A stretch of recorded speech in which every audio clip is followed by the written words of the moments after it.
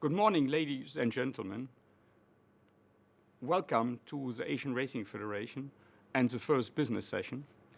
I hope for your understanding that I cannot be in person in South Africa, but looking at the current virus situation in Hong Kong and its implication for Hong Kong and its operation, that I had no choice than to stay in Hong Kong, especially looking at a workforce of over 20,000 people we have in the club.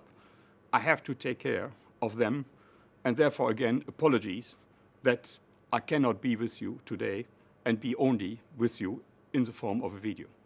I hope the first session you found interesting and especially inspiring, talking about the applications and huge potential which 5G has for racing. And I was very impressed reading Stephen's presentation, which hopefully gives you room to think what you can do in your organization and how we can bring racing more to our audience. We come now to the second part of this session, talking about current trends in relation to wagering. And one topic which is very close to my heart is international commingling. I believe international commingling will be key for the future development of racing as a global sport. International commingling is a concept which I first introduced in the ARC in 2007 in Dubai. Why I was of the view that is most important? First of all, we have to develop horse racing to a global sport. Secondly, betting on international horse racing has to be a market leader. Thirdly, I firmly believe that through this concept, we can make the racing more attractive and we have a chance to really harvest the potential of our international racing. I'm very pleased to say that horse racing has become a global sport. If you look on the traveling of horses, jockeys, around the world to make our international group race meetings much more global.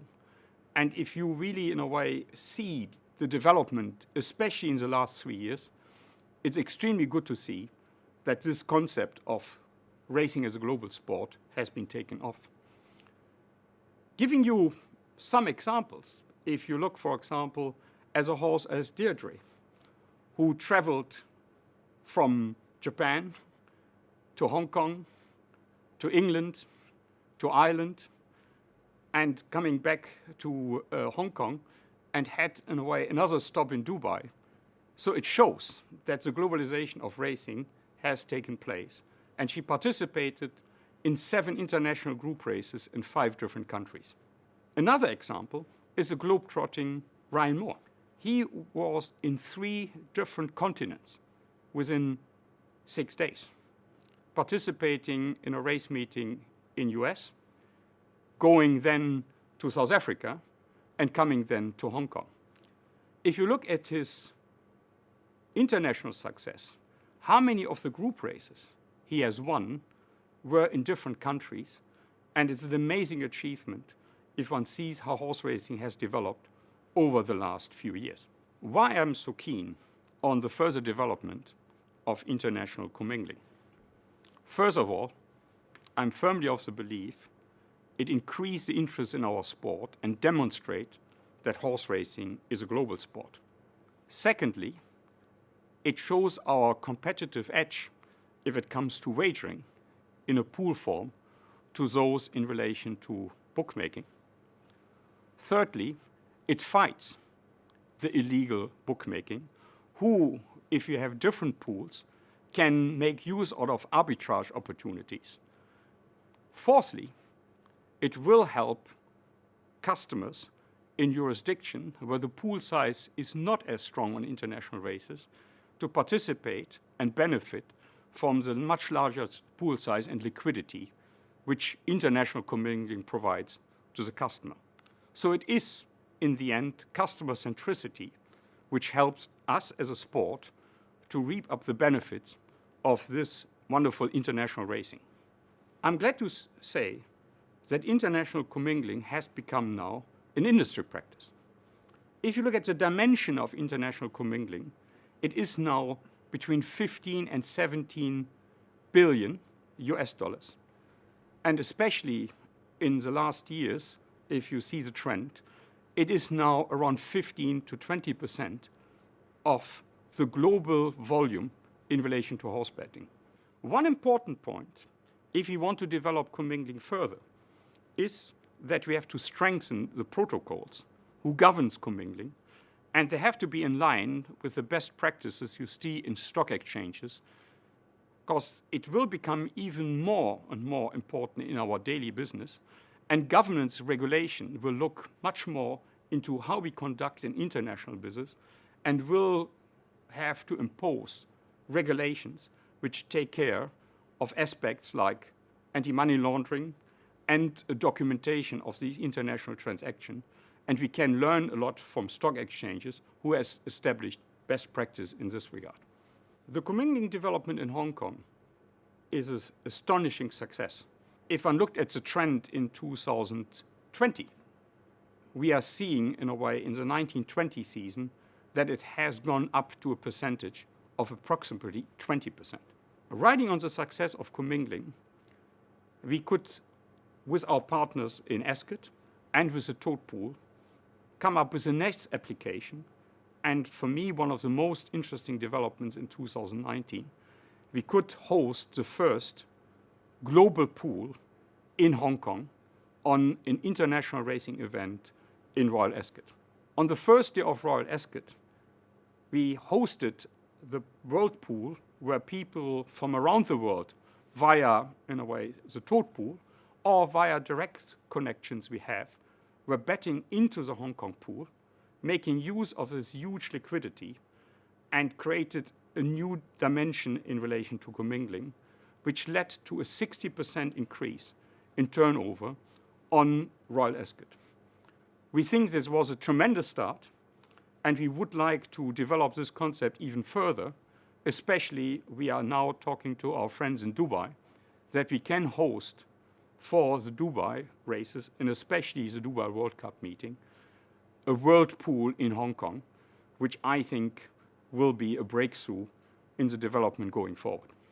So, as a global sport, how we can further develop the concept of commingling for the benefit of the sport, and I would like to make some suggestions which I hope are worth exploring. First of all, we think with now modern technology, it is possible that we are much more taking care of customer experiences in different countries. There are certain bet types which are very popular, for example, the exacta. And quoting an example how we can make use of it, if you look at the moment, we in Hong Kong didn't offer exacta, but we knew that our customers in Australia would love to bet on an exacta on Hong Kong racing. So we came up with our Australian friends with the idea to offer the exacta in Australia on Hong Kong racing in the near future, that then, in a way, people in Australia can bet into the Hong Kong pool where we have a forecast, which is practically exactly like the exacta, and then to increase the liquidity, that we would then merge this via the technology we have with the pools in Hong Kong, so to enrich the liquidity, which makes this an extremely interesting value proposition. Secondly, offering more exotic bets, which the current protocol cannot facilitate. And I think it's a unique opportunity with a new protocol to expand the offerings on exotic bets and create interesting value proposition for our customers. One of the concepts we discussed since multiple years is the global bet.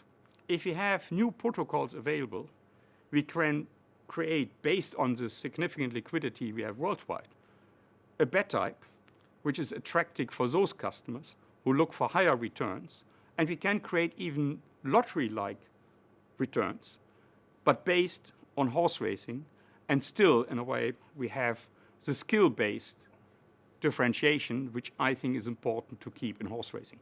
The third further development is definitely the increase in the number of participating countries to join the commingling community. And naturally, if one looks at Japan and Korea with their significant betting volume, this would be ideal if over the next years we would have them as partners. And I personally believe, and it's a little bit of my dream, that Japan could be the strategic partner to take commingling to the next level. If you look at the quality of Japan racing, the world's top-class horses, and if you look at the races in Japan, I think there would be the ideal value proposition. And one looks at the Japan Cup, and one looks at the Arima Kinen, who have around 600 million US dollars in liquidity. This would be an amazing value proposition and definitely would create another dimension in commingling. In this respect, I look forward now to the session which comes next, and I'm glad to know that David will introduce the speakers. And again, apologize that I cannot be here in person, but I hope for your understanding. And I'm convinced that the session now coming will be of utmost interest to you. Thank you again.